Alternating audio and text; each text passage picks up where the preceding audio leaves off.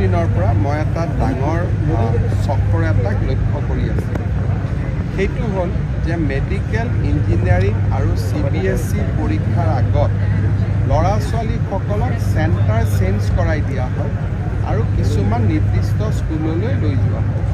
গোৱালপাৰা, নগাঁও, কামৰূপ জিলাৰ 247গৰাকী ষ্টুডেণ্টক CBSE পৰীক্ষাত 30 নম্বৰকৈ অধিক নম্বৰ দিয়াৰ প্ৰতিশ্ৰুতি দি এখেতসকলক বৰাক উপত্যকাৰ পাথাৰকান্দিলৈ লৈ যোৱা হৈছিল।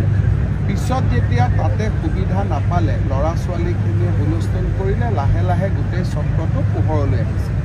আৰু এইটো CBSEতে সীমাবদ্ধ নাথাকে, এইটো মেডিকেল এণ্ট্ৰেঞ্চ পৰীক্ষাটো চলি থকা ডাঙৰ এটা ফ্ৰড এটা আমাৰ সন্মুখলৈ আহিব। মই আগতে কৈ আছোঁ যে এই মানুহজন বহুত ডাঙৰ ফ্ৰড হয়। History is all about fraud.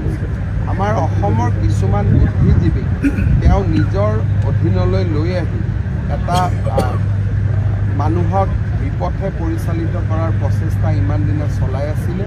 লাহে লাহে কথাবোৰ ধৰাত পৰিব। অসমত যাতে এডুকেশ্যনটোক এখন বজাৰলৈ ৰূপান্তৰ কৰা নহয়, তাৰ বাবে আমি প্ৰচেষ্টা কৰিম। দিনৰ পৰা মই এটা ডাঙৰ চক্ৰ এটাক লক্ষ্য কৰি আছোঁ।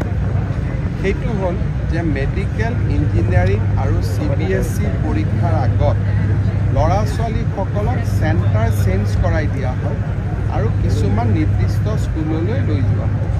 গোৱালপাৰা, নগাঁও, কামৰূপ জিলাৰ 247গৰাকী ষ্টুডেণ্টক CBSE পৰীক্ষাত 30 নম্বৰকৈ অধিক নম্বৰ দিয়াৰ প্ৰতিশ্ৰুতি দি এখেতসকলক বৰাক উপত্যকাৰ পাথাৰকান্দিলৈ লৈ যোৱা হৈছিল।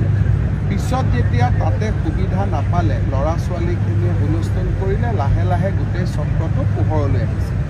আৰু এইটো CBSEতে সীমাবদ্ধ নাথাকে, এইটো মেডিকেল এণ্ট্ৰেঞ্চ পৰীক্ষাটো চলি থকা ডাঙৰ এটা ফ্ৰড এটা আমাৰ সন্মুখলৈ আহিব। মই আগতে কৈ আছোঁ যে এই মানুহজন বহুত ডাঙৰ ফ্ৰড হয়। History is all about fraud. আমাৰ অসমৰ কিছুমান বুদ্ধিজীৱী তেওঁ নিজৰ অধীনলৈ লৈ আহি এটা মানুহক বিপথে পৰিচালিত কৰাৰ প্ৰচেষ্টা ইমান দিনে চলাই আছিলে। লাহে লাহে কথাবোৰ ধৰাত পৰিব।